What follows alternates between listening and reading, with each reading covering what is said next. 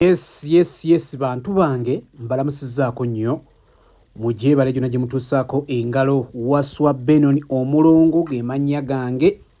YouTube eyitibwa Wakiso Media Uganda, Real Estate Media Related Issues oba Current Affairs z'ensonga z'ogenda ofuna ku channel yaffe eno Wakiso Media Uganda. Ate omundi ogusooka subscribinga era likinge eya subscribinga edda likinga sharing era commenting olunaku lwendi wano Wakiso Nkoowe.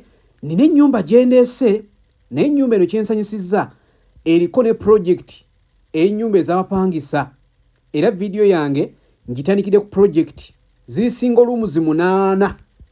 Ono yali azimbye amaka ge naye nga sedi zeeno agenda kuba asoloozayo ssente.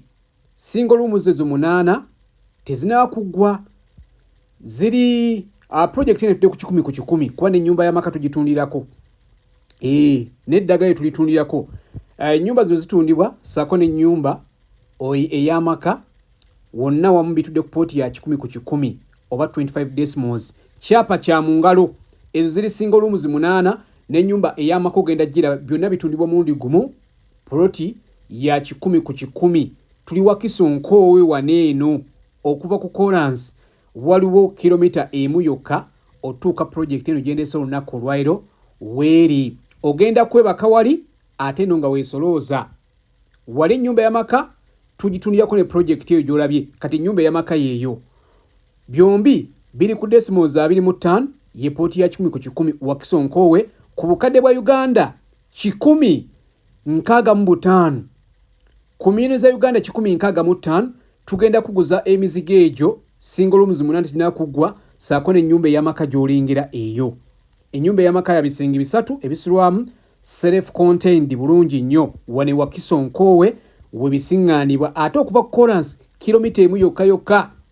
Boda egenda kujjako 20,000 oba nusu 10 okutuusa ennyumba eno weeri e Wakiso Nkoowe. Ennyumba etundibwa ate ng'eriko ne project ey'abapangisa nga gye natandikidde mu video obukadde bwa Uganda 165 ate nga n'ekyapa weekiri.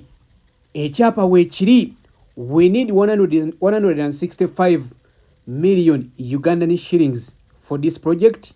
It has got 80 single rooms rentals as you have seen the video, plus this residential house I'm showing you right now.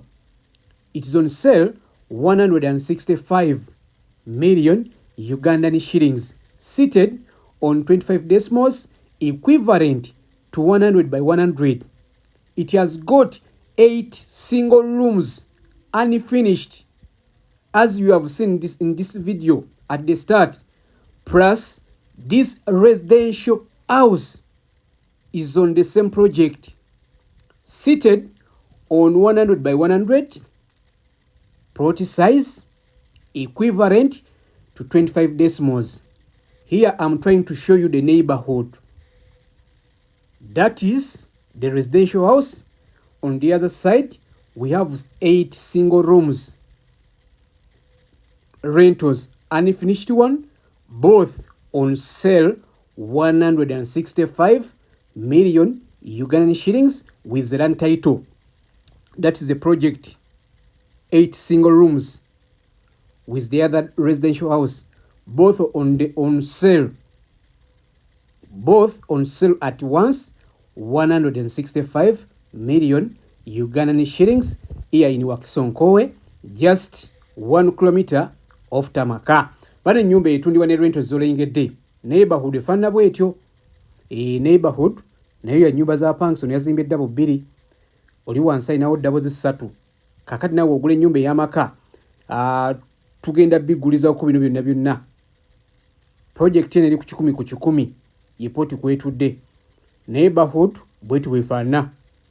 Neighborhood wane Wakiso Nkoowe obukadde bwa Uganda 165 tugenda kuguza project eno eriko ennyumba ey'amaka ne single rooms 8 ez'abapangisa. Single rooms ezo zina ziwedde 8 wano we ziri ku mitwalo gya Uganda 15 wajja kuwa buli emu ku 15 ojja kuba bapangisa obafuna gattagattamu singa onaaba ozimaliriza 15 emirundi 8 ogenda kuba osoloozawo ssente mmeka. gwe nga wano weebaka side zen ng'okola ki ng'osolo